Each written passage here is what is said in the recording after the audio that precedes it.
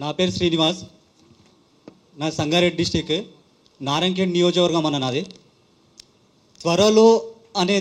త్వరలో మీద నేను మాట్లాడదాం అనుకుంటున్నాను. అసలు త్వరలో అనే వర్డ్ చాలా అసలు మా నిరుద్యోగులకు త్వరలో అనే వర్డ్ అసలు నచ్చదండి. అసలు ఎందుకు నచ్చదంటే చాలా భయంకరంగా ఉంటుందన్న త్వరలో వర్డ్. కొన్ని పీడకలు వస్తాయి, త్వరలో అనే పీడకలు వస్తాయి మాకు కూడా. ఎందుకంటే త్వరలో వల్ల కొన్ని నోటిఫికేషన్ వస్తాయి త్వరలో.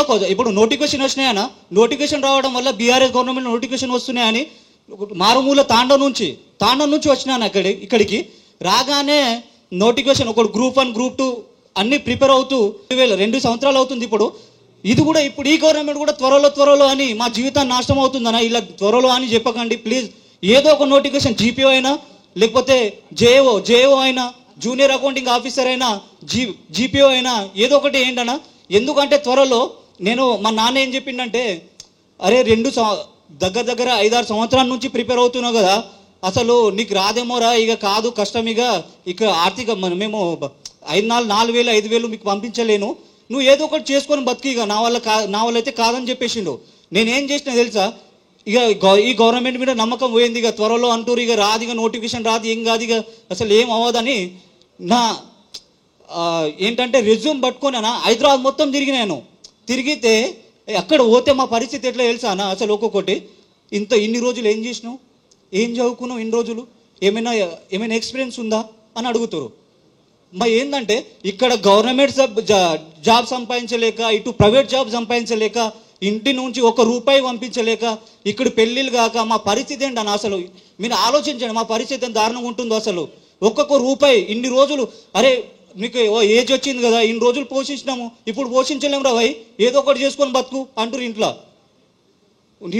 ఏదైనా సరే, మన నిరుద్యోగ భృతి అయినా సరే, జీపీఓ అయినా సరే, ఖచ్చితంగా నోటిఫికేషన్ ఏంటన్నా. లేకుంటే ఈ గవర్నమెంట్ దింపడానికి ఏ మాత్రం ఆలోచించడానా, ఖచ్చితంగా ఈ గవర్నమెంట్ దింపడానికి ప్రయత్నిస్తారు. నోటిఫికేషన్ ఇవ్వకుంటే ఖచ్చితంగా మీరే ఆలోచించి, ఇప్పుడు స్థానిక ఎలక్షన్, లోకల్ బాడీ ఎలక్షన్లు వస్తున్నాయి కదా అన్న, నోటిఫికేషన్ ఖచ్చితంగా వదిలేసి వెళ్తేనే మీకు ఎంతో కొంత ఉపయోగం ఉంటుంది. లేకుంటే మాత్రం మీ గవర్నమెంట్లో స్థానిక ఎలక్షన్లో ఓడిపోవడానికి సిద్ధంగా ఉండన్నా. లేకుంటే మేమైతే ఇక్కడ నుంచి నిరుద్యోగులు అందరం కలిసి మీ గవర్నమెంట్ ఓడగొట్టడానికి, తీసుకొచ్చిన గవర్నమెంట్ని కూడా ఓడగొట్టడానికి సిద్ధంగా ఉన్నామన్న. అంతే. డిప్యూటీ సీఎం గారి నియోజకవర్గం నుంచి వచ్చాను. తాలూకానే మేము విద్యుత్ శాఖలో గత 8 నెలల నుంచి ప్రిపరేషన్ చేస్తున్నాం. దానికంటే ముందు 1 సంవత్సరం నుంచి నోటిఫికేషన్ కోసం ప్రిపేర్ అవుతున్నాం.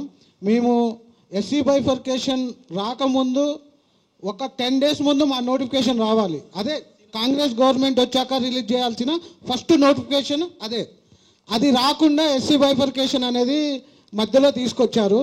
సరే తర్వాత అయినా ఇస్తారని మేము ఎదురు చూస్తున్నాం. అన్ని డిపార్ట్మెంట్లో వెళ్ళి రిప్రజెంటేషన్స్ ఇస్తున్నామన్నా, కానీ వాళ్ళందరూ పోస్టులు అనేవి ఫైనాన్షియల్ అప్రూవల్ అయినాయి, కానీ గవర్నమెంట్ పాలసీ కాబట్టి వాళ్ళు పర్మిషన్ ఇస్తే మేము నోటిఫికేషన్స్ ఇస్తామని అంటున్నారు.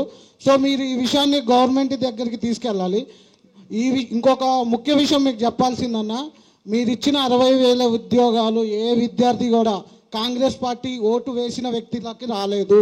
ఎందుకంటే మేము ఆ టైంలో కాంగ్రెస్ పార్టీ గెలవడానికి బయట తిరిగాము. రాకుండా కూర్చున్న వ్యక్తులకి జాబ్ నోటిఫికేషన్లకి ఈరోజు మీరు నియామక పత్రాలు ఇచ్చారు అనేది బాగా గుర్తుపెట్టుకోవాల్సిన విషయం.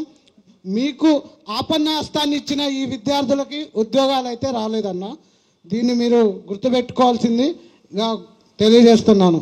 Okay, thank you. ఇంకో విషయం అన్న, మాకు ఉద్యోగాలు ఈ ఆగస్టులో ఏదో ఒక గుడ్ న్యూస్ చెప్పాలి. మాకు ఉద్యోగాలు రావాలి, మీకు మంత్రి పదవి కూడా రావాలని మేము కోరుకుంటున్నాం అన్న. Thank you.